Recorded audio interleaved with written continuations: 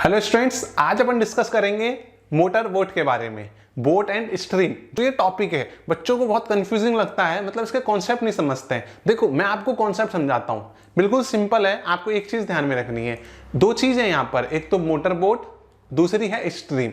इसका आप सिंपल से समझो, आप दो चीजें मान लो कि जैसे आपने ये मोटर बोट है और ये स्ट्रीम है। दो कंडीशन हो सकती है इसमें, एक की मोटर बोट इधर की साइड जा रही है और स्ट्रीम इसके अपोजिट डायरेक्शन में आ रही है। ठीक है, फर्स्ट कंडीशन हो गई।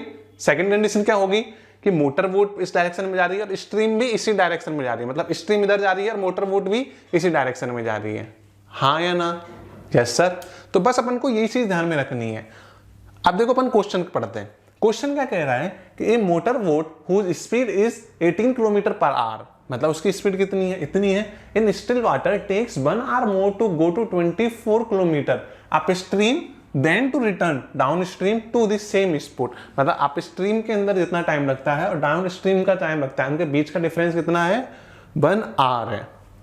सेम स्पॉट के लिए find the speed of the stream. इसका मतलब अपने को यहाँ पे क्या क्या गिवन है, सबसे पहले ये चीज ध्यान में रखना। क्या गिवन है? अपन को एक चीज दे रखी है, डिस्टेंस 24 किलोमीटर। अब आप एक चीज समझो, बहुत इंपॉर्टेंट चीज भी है वो क्या है कि मान लो कि ये अपनी क्या है? स्ट्रीम है। ठीक है, ये अपनी स्ट्रीम इधर की तरफ जा रही है, मतलब ऊपर की तरफ जा रही है, और मोटर बोट भी क्या है?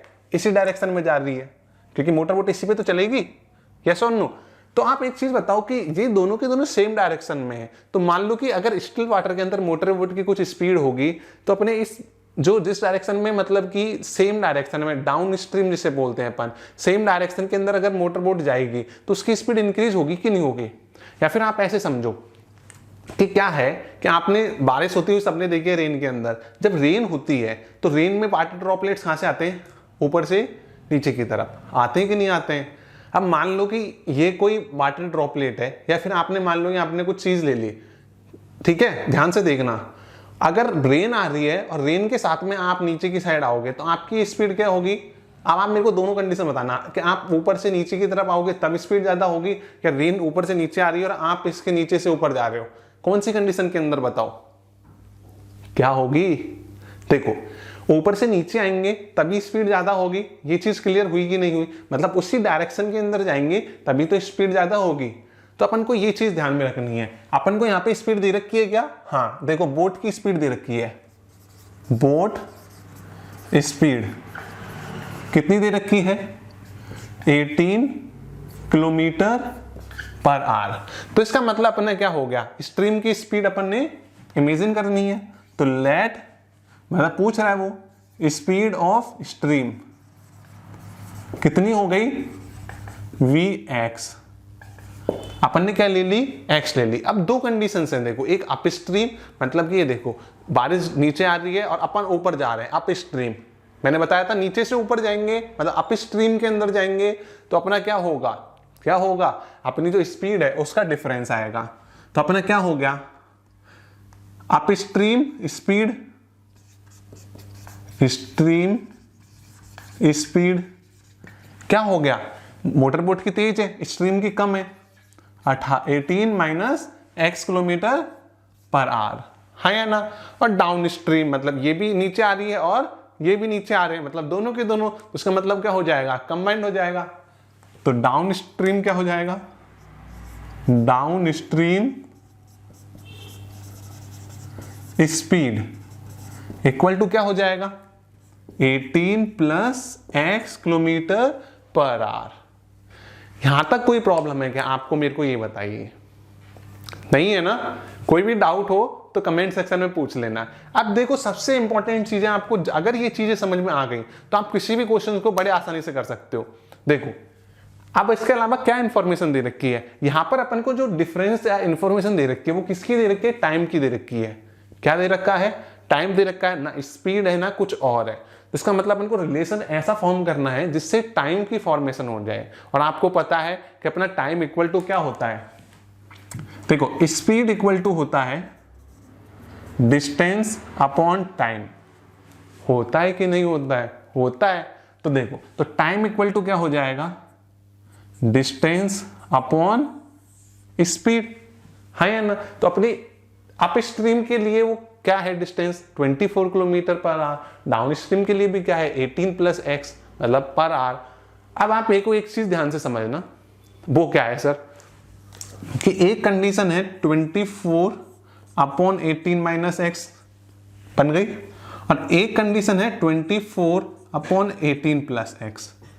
अब इन दोनों कंडीशंस में से ध्यान से सुनना, इन दोनों कंडीशंस में से किस कंडीशन के अंदर अपना टाइम टेकन होगा वो ज्यादा होगा और किस कंडीशन में कम होगा। क्यों होगा? बच्चे इसको बेसिकली रटते हैं, तो आपको रटना नहीं है। आप बताओ मुझे, ध्यान से सोच के बताना। आप मेरे को एक चीज बताओ कि आपको पढ़ा होगा आपने मैथ के अंदर कि न्यूमरेटर अगर बड़ा है, अगर डिनोमिनेटर दोनों के सेम है और न्यूमरेटर अगर बड़ा है, दोनों के अलग अलग डिनोमिनेटर है, बड़े न्यूमरेटर वाले की वैल्यू कम आएगी क्योंकि डिनोमिनेटर बड़ा है, और छोटे वाले की ज्यादा आएगी। तो इसका मतलब ज्यादा टाइम पीरियड तो ये बनेगा, क्या ज्यादा टाइम पीरियड तो अपना ये बनेगा और कम वाला ये बनेगा। यस और नो? मान लो मैं इसको 6 रख देता हूं, तो यहाँ पे 24/12 हो जाएगा, 18 में से 6 गया तो ये तो 2 बन गया, और यहां पर 6 रखने पे मतलब x की वैल्यू तो सेम ही रहेगी, तो 24/6 मतलब 24/24 बन आ गया। तो देखो ऑटोमेटिकली ये बड़ा हो गया ना, हाँ या ना। तो इसका मतलब पहले ये आएगा बाद में ये आएगा, मतलब बीच में साइन अपन को इस हिसाब से सेट करना है। 18 - x माइनस 24/18 + x = 1। अब बात आती है कि सर हमने माइनस क्यों लगाया। अगर आपके क्वेश्चन के अंदर मोर देन या लेस देन वाली कंडीशन होती है तो उस केस में बीच में क्या लगाते हैं अपन, माइनस का कंडीशन आएगी। लेकिन अगर मान लो यही क्वेश्चन आपसे पूछ लेता, मैंने आपको सारे टाइप बताया है, एक ही क्वेश्चन के अंदर सारे टाइप समझा रहा हूं। अगर आपसे कह देता क्वेश्चन की भाई इसको जो टाइम लगता है, मतलब स्टिल वाटर टेक्स मान लो 8 hours to cover 24 kilometre up stream and down stream to return down stream, तो इस केस में क्या हो जाएगा, टोटल टाइम पीरियड दे दिया, और टोटल टाइम पीरियड दे दिया इसका मतलब अपन यहां पर क्या आएगा, प्लस आएगा, क्योंकि उसमें क्या है जाने का टाइम और वापस आने का टाइम दोनों के दोनों है। लेकिन यहां पर क्या कह रहा है, जाने में कुछ टाइम लगा और आने में भी कुछ टाइम लगा, इन दोनों का डिफरेंस अपन को दे रखा है। समझ में आ गया? कंफ्यूज नहीं होने का। कंफ्यूजन हो तो कमेंट सेक्शन में कमेंट करके पूछ लेना। देखो अब क्या करा अपन ने, एलसीएम ले लिया। एलसीएम क्या आया, 18 - x × 18 + x, मतलब क्या हो गया 18 का स्क्वायर माइनस x²। इसके अंदर इसका डिवाइड करा अपन ने, कैसे आया नहीं समझ में आया? देखो मैं समझाता हूं। 18 - x × 18 + x, आपको पता है कि a + b और a - b क्या होता है, a + b a - b होता है a² - b²। बस खत्म हो गया, इतना ही था। इसका मैंने इसमें डिवाइड करा तो बचा a + b, तो क्या हो गया 24 ब्रैकेट में, यहां से मैंने दोनों से 24 कॉमन ले लिया था, तो ये तो बना 18 - x, बीच में माइनस, इसका मैंने इसके अंदर डिवाइड करा, इस जगह प्लस बचेगा, ठीक है। तो इस जगह क्या बचेगा 18 - x = 1 आ गया। 24 भैया अपनी जगह पर ही है, 18 + x माइनस 18 प्लस का x अपॉन 324। चलो मैं इसको उधर के साइड भेज देता हूं, क्या बनेगा 324। अब आप पूछोगे सर 324 कहां से आया, इसका स्क्वायर है माइनस x², ठीक है। अब देखो 18 से 18 कट गया, x और x मिलकर कितना बनाएगा 2x, 24 × x क्या बनेगा 48x = 324 माइनस x²। ये x² माइनस का है तो इसलिए मैंने इन दोनों टर्म्स को इधर ले गया मैं। तो जैसे ही मैं इनको इधर लेके आऊंगा तो क्या बन जाएगा x² + 48x - 324। क्या ये क्या वापस से क्या बन गई, ये बन गई एक क्वाड्रेटिक इक्वेशन। और क्वाड्रेटिक इक्वेशंस को आप चाहे मिडिल टर्म स्प्लिट मेथड से करो या क्वाड्रेटिक फार्मूला से, तो मैंने इसको किससे करा, क्वाड्रेटिक फार्मूले से। क्वाड्रेटिक फार्मूला क्या हो जाएगा, आपको फॉर्मूला लिखना है पेपर के अंदर, जितनी डिटेल में अच्छे तरीके से करोगे फॉर्मूला लिख के आओगे तो आपके क्या होगा 90, 95, 100 मार्क्स इजीली आप गेन कर सकते हो। हाँ, अगर किसी को स्टार्टिंग में अगर डाउट हो और आप पास होने और उनके लिए तो सबको ये लिखना है इस तरीके से। मैंने भी अपनी लाइफ में जितने भी मार्क्स गेन करे हैं और जितने मेरे स्टूडेंट्स ने करे हैं वो सारे के सारे मैंने इसी टाइप से डिटेल में क्वेश्चन पेपर को अटेम्प्ट करने से मिलते हैं। ठीक है, देखो x इक्वल टू क्या आ गया, माइनस बी, मतलब -48 प्लस माइनस रूट 48 का स्क्वायर माइनस क्या आ गया 4 इंटू ए क्या है 1 इंटू -324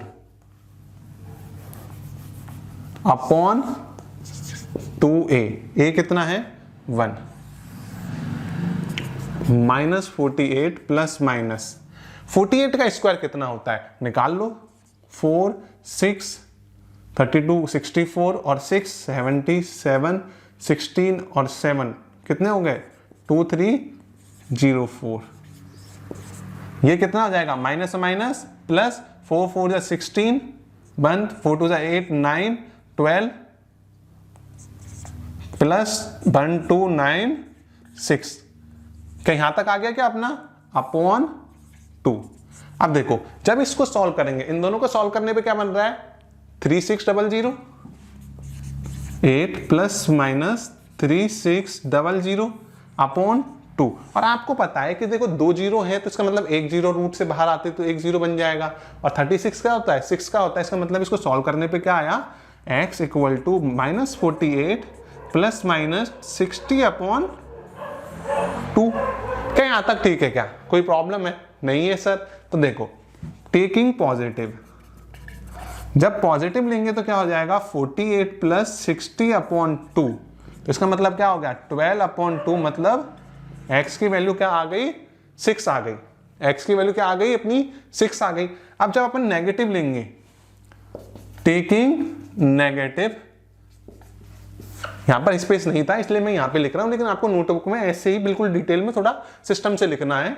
तो नेगेटिव लेंगे तो आपको एक चीज पता लग गई, -48 माइनस 60 अपॉन 2 क्या बन गया 108 अपॉन 2, मतलब -54। अब आप मेरे को एक चीज बताओ कि क्या आपके बोर्ड की या किसी की भी स्पीड नेगेटिव हो सकती है क्या, नहीं सर। तो इसका मतलब क्या हुआ, जो अपनी पॉजिटिव है मतलब 6 जो है वही अपनी क्या है स्पीड है, किस चीज की अपनी स्ट्रीम की स्पीड है। यही तो फाइंड आउट कर रहा था, तो अपन लास्ट में क्या लिख देंगे, so we can say that speed of stream is क्या हो गई 6, यस और नो।